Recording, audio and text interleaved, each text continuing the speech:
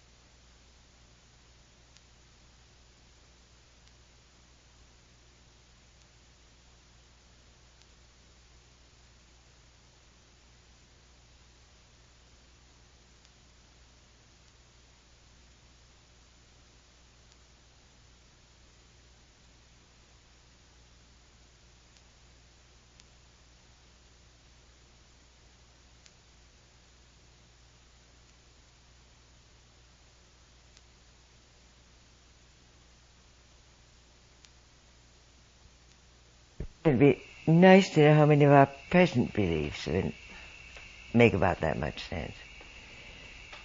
The more you see of jungles, the more you wonder about those things. And anyway, they were the hardest of all things to get. You see, all medicines, at the beginning at least, now that the acculturation process is proceeding at such a rate that the old taboos have worn kind of thin in some places. But when I first started doing this, medicine is magic, and magic is secret. You don't tell anyone. One tribe will be using a totally different set of medicinal plants from another tribe. Their pharmacopoeias will be quite different. They'll overlap a bit, but the Witotos will know a plant that will heal infected third-degree burns. I've seen this without any scarring. And the Okainas, who were even of the same language group, didn't know it, because an Okaina girl told me how a Witoto woman cured her, and her tribe hadn't known this. And they just keep it separate, it's secret, even when it's a friendly tribe and a somewhat related tribe. So it was it made it rather a sporting proposition to see how much you could work out of them. And being a woman and traveling alone made it a lot easier because there was no threat to anybody. I'd have a boatman and his wife, but that's all. And an interpreter, but picked up at the edge of the language area. And also I'd travel in very inconspicuous and not necessarily by choice, rather ordinary and poverty-stricken way. And so that made it better too. You go in all with fancy equipment and a fine boat and half a dozen people, you're not going to get very far. Because they're too used to being put down. And that in itself is a put down, to go in looking very elegant. So I managed to get quite a lot of stuff, and it made it rather more fun, you know, something of a game so you could feel you were pretty smart. And the one thing that even when I had formed a very strong friendship, I could not for years get anyone to tell me about was their contraceptives. I knew they had them. I knew because some medical missionaries had told me of cases in which a woman with malformed pelvis had had a terrible time giving birth, and they told her she couldn't have any more children. And in this particular case, the woman said, "Oh, that's too bad." And said, "Are you going to leave your husband?" "Oh, why should I do that?" The woman said, he's a nice man. Why would I leave him?" "But you can't have any more children." And she said, "I'll take some medicine." But she wouldn't tell what it was. And she never had another child. And over the time they were with them, there were about 4 tribes, four women in the tribe who had that same experience. And so they were convinced that oral contraceptives did exist and were effective. But at that time, I think it was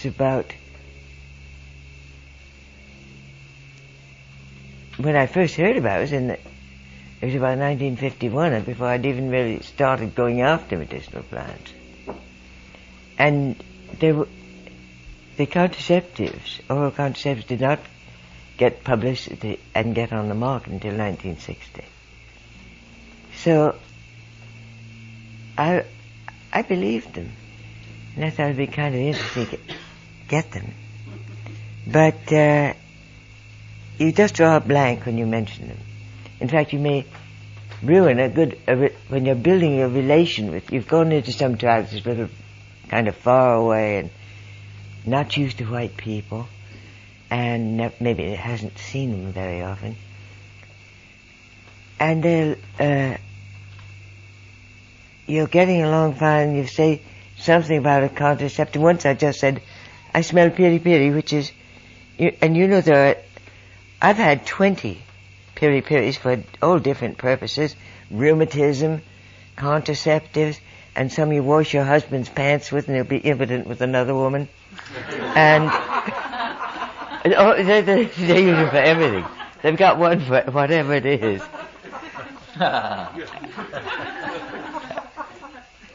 So, but every time, I even got myself practically thrown out a couple of times just by mentioning them. And so, finally, it took a long, long time, but you will eventually, if you keep going into different tribes and meeting different people, get a sudden understanding. It's like the leap of an arc between the two electric pose. And now and then it happens, and then you're really lucky. And so I did find a Hebrew woman who got them for me. And even then I had a very difficult time getting away with them. But we managed. And, well, it was very funny actually how I managed. I had been thinking about this. I was going up the Rio Corrientes. And there's a Hebrew, you've been up there? Not the Corrientes. And there's a Hebrew colony up about halfway up the river on the way to the Makusari. And they were having a great fiesta and everyone was getting very drunk when we arrived. And you don't want to hang around when fights are apt to happen when Indians get drunk. And so we went home with this one woman who was taking her husband home to clean him up. I think he'd been a little sick. And it has not considered bad manners at all for a man to get roaring drunk and throwing up, because that's part of the fiesta. It's almost a ritual. And so she and I sat and talked, and with me she spoke Spanish, very bad Spanish, and sometimes pretty hard to understand. But she did know a little. She didn't like my boatman and his wife, neither did I by that time. And so she wouldn't speak Spanish in front of me. In fact, I found there were 3 people in the tribe who spoke Spanish excellently, or at least intelligibly. That's excellent in the jungle. And she didn't. When they had left, she said to me in Spanish, first thing she said, "Where's your husband?" And I said, "Oh, I didn't know that Indians had divorces then." I said, "Well, we are not married anymore. He is in one place, I'm in another place. He is no more my husband." Thinking I was giving a good shock, I said, "Oh, me too." And so she had been married to a very brutal man, she told me, and he beat her and so forth. Finally he abandoned her to her great delight. And her stepfather was the witch doctor of that tribe. So he told her, it was a long time before she was willing to marry again. She'd had a bad time. And her little daughter, there's no question of custody, the child stays with the mother in jungle divorces. And he told her that she ought to marry again, and she finally did find a man she thought who was very good to her, and he was quite an important guy in the tribe. He even had a pair of shoes, and they were bright yellow. And he was the only person only Indian on that river who had a pair of shoes. And he was an awfully nice man, too. And so she married him, but she would not give him a child. And I said, "Well, how did you manage that?" She said, "Well, of course, I took the medicine." And I thought, oh, at last. And so she told me she'd give it to me when I got... And I was going up the river, and I said, "Give it to me when I get back." I didn't want it, for one thing, I didn't want to carry it around because I knew by then that anything that has to do with the giving or withholding of life, things that ease birth, ease labor, and they have some very good ones, and things that, and the contraceptives, and the abortifacients, they have very good things for abortion. All of those are so secret that you have to be awfully careful and awfully sure you're really in and intimate before you mention them. At least you did in those days. It's easing up now as they're losing their taboos, they're losing their culture, they're also losing their knowledge of the plants. So it doesn't help much. And so she gave them to me when I came back down, but they were having another fiesta, and the men were all sitting together at one end of the house. It was an Indian house. Has a trunk in front to climb up because they're built sort of on stilts because of the floods. And then just a platform and a roof. And nice and airy. And they were all sitting around there.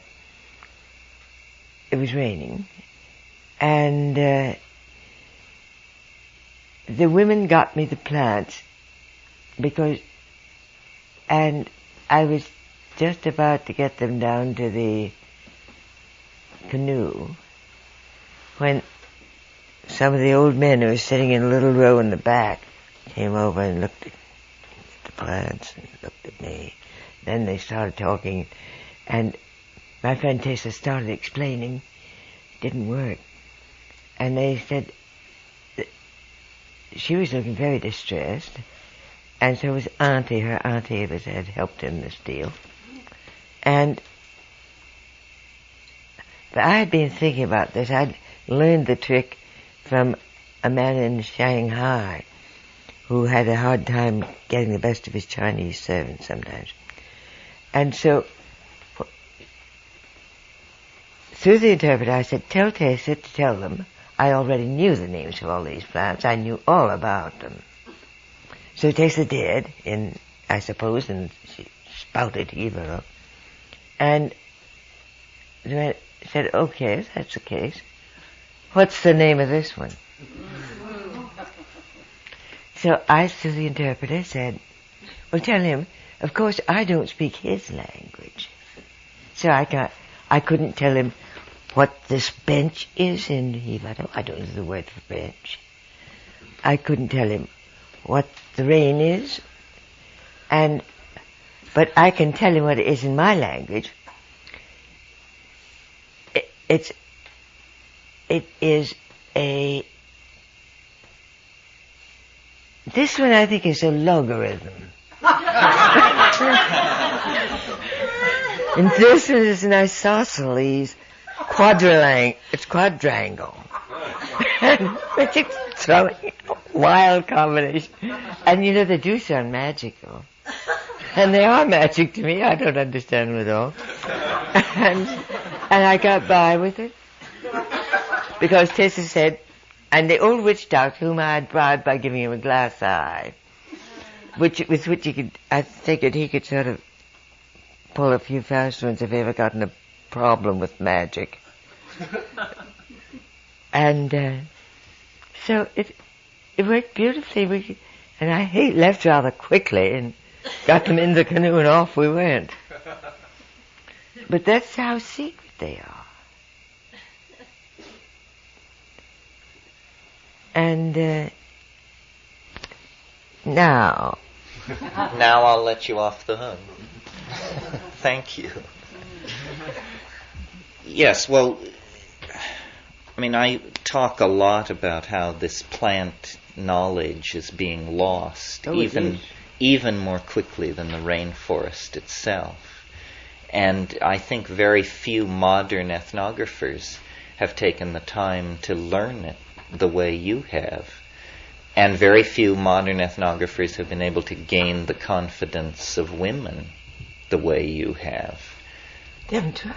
No, they haven't tried. But I know horror stories of clashes between insensitive anthropologists and tribal groups where you have to keep your antenna out all the time. And you have to take your time and not be in a hurry. I have been sometimes and got myself thrown out. By being in a hurry. Yes, Nicole is the only white person I have ever met who has been able to convince me that they actually enjoyed being in the jungle And Nicole does enjoy being in the jungle. Well, why not? There are 10,000 reasons why not. It is the most exciting, the most beautiful, and the most sort of sacred, it has a spirit, a very strong spirit. And also you have the great pleasure of thinking, imagine me doing this, and feeling like somebody important. That's right. To yourself. That's right. And I don't get that chance very often. But I traveled years later to many of the same places that Nicole describes in her book, The Witch Doctor's Apprentice. And the model, let me tell you, for exploratory writing is you go nowhere and then you exaggerate when you write about it. And all these hairy-chested guys who are running around the Amazon with machine guns and helicopters inevitably exaggerate the difficulty. And if you read Nicole's book, it sounds as though the Amazon basin is just dotted with wonderful, clean, friendly villages filled with happy, fascinating people. Oh, nuts. My books aren't phony. No, that's what I mean. You don't exaggerate.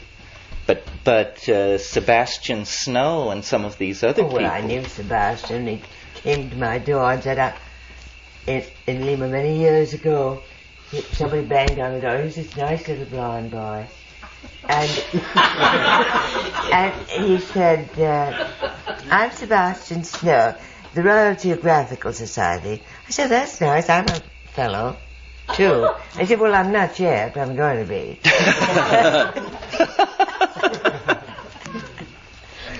So then... No, well, I think the acid test for every Amazon explorer is how hard you find it to stay at Arica. And I became... Oh, well, that was not... That was a hellhole. Well, Alfred Russel Wallace in 1858 described it as absolutely unbearable. You had a terrible time there. Well, I had not only that, I awful lived time. in a double boiler. You lived in one of those metal buildings Yeah. that they put up. Yes, so did I. Yes. Why would people put up with this kind of stuff unless they felt they were in touch with a living world? Because the people they sent down, they didn't know. It was the Colombian police. And they sent down people who were from Bogota, grew up in Bogota, didn't know a thing about the jungle, and they sent them for a year and a half so they didn't have time to learn anything. Very lonely boys from Boyacá. And the thing that's bad about that place is that they have the most stinging gnats I have ever seen. 3 kinds of stinging insects that fly in clouds. Really in clouds. And there are the little black gnats that make a blister. There are the little black gnats that make a bloody spot. And there are the tabanos, the triangular black flies. This is the one we were trying to remember yesterday. Tabano, yeah. And they will eat through the heaviest jeans or anything else, and they make a very painful, burning bite. Of course, the mosquitoes are on duty too, but they're less evil. Now that is the most awful. It's an awful place. Nicole visited La Chorrera long before I was there, even before John Sullivan was there. That's how out in front of the pack she was. 59. You were there in 59. I didn't get there till 71. They're a wonderful group of nuns and priests there. Yes, I wonder how they're faring in the middle of the Coke Wars. But I haven't heard they're killing any Catholic priests. No, I think that airfield is very important to the Coconeros, and probably they strive to keep decent relations there. Well, they're all Catholics too. Oh, yes, absolutely. The higher horror of the whiteness is certainly a Catholic trait. Well, let's see here. Let me... I'm a little off balance because I held a weekend at Esalen 2 weeks ago, and they allow the people who participate in the workshops to evaluate people, and I got dinged. And somebody wrote an evaluation and said Terence Mckenna is the William Buckley of the psychedelic left. Good God! And he needs to learn to listen. So you'll see me doing or trying to do a lot of listening this weekend. I have a kind of obsessive need to create a certain kind of closure. So excuse me for about 5 minutes and I'll do it. It's just to satisfy an itch of mine. It's the need to try and tie this all together and make some kind of sense of it. I mean, what does a plant that heals wounds have to do with hallucinogens, and what do these things have to do with a global planetary crisis in the ecosystem, and what does that have to do with each of us? Well, to create an overarching metaphor that can connect all this together, I think what we have to do is think in terms of the exhaustion of our own cultural forms. I mean, that's what we're living through, is a global dying created by the exhaustion of our cultural forms and the vitality of the cultural forms that we see in these so-called primitive, I call them pre-literate people. As Nicole pointed out, they have nothing. But what they seem to have that we cannot seem to get a grip on is a kind of dynamic equilibrium with their environment and peace of mind in the felt experience of the moment. These are the two things we don't have. As a society, we cannot seem to make peace with nature. As human beings, as individuals, it's very hard for us to be at peace with ourselves. I mean, I consider my own life the search for peace of mind. Forget enlightenment, forget shunyata, all this stuff. Just a little peace of mind would be a tremendous boon as far as I can see. So I really think that there's a confluence here of themes and possibilities. It has this richly plotted texture that always lets you know that you're in the presence of a higher order of things. It's that the shamans whom we admire, who we idealize, are seen to be at the center of this environment, the warm jungle, the tropics, the warm tropics, that we find it necessary to destroy. So it's a perfect image of us being at war not only with ourselves, but with nature itself. And, you've heard all about how the Amazon and the Congo Basin in eastern Indonesia are all being cleared and lumbered and turned into cattle ranches. This is a tragedy, obviously. We understand and can perceive the dynamics of that. But how to make sense of a situation where, as the World Bank and the IMF attempt to halt this kind of destruction, on the other side of the coin, the United States State Department and the DEA and these agencies propose and are planning to carry out the defoliation of the Waijaga Basin. So there's a schizophrenia here that is not academic. I mean, are we trying to get the patient well, or are we pulling the plugs one by one? We seem to be acting in both dimensions simultaneously. And I think it's because we have not in this culture awakened to the depth of the crisis that surrounds us. You know, there's a lot of kind of self-congratulatory backslapping going around these days over the fact that communists everywhere are in hot water and have to admit that they did it wrong. And this gives a lot of satisfaction to people who feel that that means we did it right. We didn't do it right. They did it wrong and now admit they did it wrong. We do it wrong and have yet to even raise the possibility of turning away from what we are doing. The internal contradictions of Marxism were based on a false definition of what people are. People do not respond to central planning, hortatory propaganda, and stereotyping. Neither do people respond to an ethos of self-denial or a view of human beings that denies the fact that we have certain itches which must be scratched.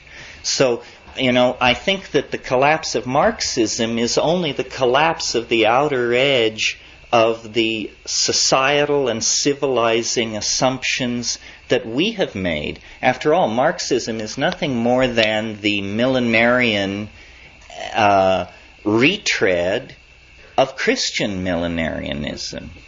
And so is modern science, yet another secular retread of Christian millenarianism. So our culture is in trouble. Not trouble. We are at a terminal crisis, a bifurcation that it can only go one of two ways. Horror beyond your wildest imagination, or breakthrough to dignity, decency, community, and caring beyond your wildest imagination. Now, where do you look for models? Where do you go? The answer is so obvious. You go to nature. Nature has been playing this game for 3 billion years on this planet. We have been playing the game, we, the apostles of Christian scientism, for about 2,000 years. Nature has an economy, an elegance, a style that if we could but emulate it, we could rise out of the rubble that we are making of the planet. You know, it was the geographer Carl Sauer who said, man found the planet a climaxed primeval forest. He, and notice the gender here, he will leave the planet a weedy lot. A weedy lot. Well, now this is a metaphor where you change climaxed rainforest for weeds, but it's also true. By clearing land, we promote the kind of plant evolution that stresses very rapid seed production and annular cycles of growth. In other words, weeds. And this tendency to find perfection and then to leave rubble in our wake has haunted us for the past 3,000 or 4,000 years of our history. Now, with the ozone shield disappearing, with acid rain falling on the earth that can melt blocks of marble, with the CO2 levels rising, with the levels of strontium and chlorofluorocarbons, and you know the litany, we have now one last chance to fish or cut bait. And the place where nature has provided the models for how to respond to this situation is the climaxed rainforest. Only the climaxed tropical rainforest has the kind of complexity of signal transfer,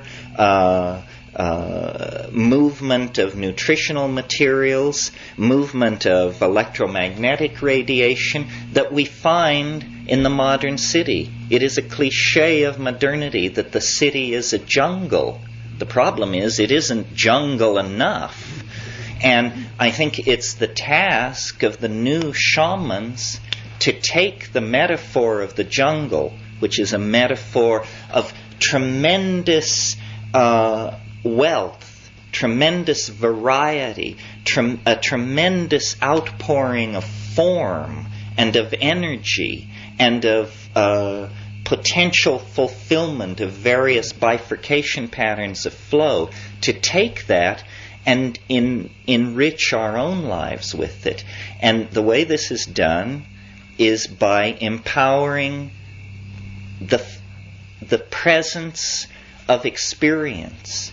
The main thing that you get with these so-called primitive, pre-literate people, and with people like Nicole, who have spent time in this situation, is they are in the moment. They know how to have fun. They know how to work. They know how to live. And the reason they understand this is because they are focused within the confines of the felt presence of experience. They do not live by abstraction. And abstraction is the knife poised at our hearts. We are so much the victims of abstraction that with the earth in flames, we can barely rouse ourselves to wander across the room and look at the thermostat. That's the level of disimpassioning that abstraction has laid upon us. Well, hopefully this weekend there will be passion. There will be an effort wherever there is abstraction to drag it down into the felt presence of the moment. I think basically what we are a kind of green anarchy, an effort to revivify social forms that have been atrophied in the West at least since the destruction of Eleusis, probably in most places thousands of years before that. This is our last chance.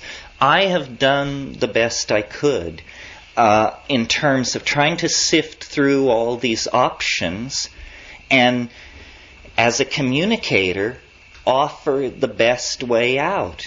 And, I could only do my best. And so that's what you get. I can't preach scientism because I don't believe in it. I can't preach Buddhism because I can't understand it. The only thing I can preach is the felt presence of immediate experience, which for me came through the psychedelics, which are not drugs, but plants. It's a perversion of language to try and derail this thing into talk of drugs. There are spirits in the natural world that come to us in this way. And so far as I can tell, this is the only way that they come to us that is rapid enough for it to have an impact upon us as a global population. This weekend will be different because we will be hewing close to the source. Nicole is a priceless repository of information, more even than she knows. If I could declare her a national treasure, I would. The number, who knows what this woman knows? Who knows how much human suffering, the alleviation of how much anxiety lies in the hands of perhaps half a dozen people of Nicole's caliber who have paid their dues in these jungles. This information is flowing through our fingers and disappearing. In another 30 years, it will be all gone. Every time I go to the Amazon, I can feel the way in which it's slipping away. When my brother and I go off looking for these unusual hallucinogens, often we have the experience where when we finally find the person who claims they know what we're after, the line goes like this: well, I've never taken it, But as a child, I remember seeing my grandfather prepare it, and I think I can do it. If it weren't for us standing there, asking that it be done, it would never have even risen into the gentleman's mind as a possibility. This is the knife edge upon which this knowledge is poised. If it can be saved, it gives me hope that we can be saved. If we can't save this kind of knowledge, we cannot save ourselves, because this kind of knowledge is ourselves. Culture is a garment which you put on. Medical systems are pieces of jewelry which you wrap around your throat or neck. Religious ideals are like objects which you push through pierced nostrils and earlobes. If we cannot come to terms with that which allows us to give birth with ease, to die with dignity, and to live in health, then what kind of a future do we have? No future at all. So this is not a meeting of obscurantists or enthusiasts for some private vista of transcendence. This is a meeting of political activists, people who are socially committed to themselves, to each other, to the larger idea of community, and who understand that when you talk about Gaia, it's only an abstraction unless you talk about plants. The division between the masculine and the feminine is only trivially a difference between men and women. It is fundamentally a division between plants and animals. Plants are the enveloping feminine matrix of control and refurbishment. Animals are something invented by plants to move seeds around. An extremely yang solution to a peculiar problem which they faced. So the archaic revival, if it means anything, it means reconnecting the Gaian mind, which is a vegetable mind, a feminine, enfolding, boundary-dissolving, planetary mind that is not an abstraction, not a stereotype, not something used to create hortatory propaganda, but a living, breathing reality, a reality which is the only thing which stands between us and Armageddon. We will pursue this in detail over the next 2 days. Thank you very much.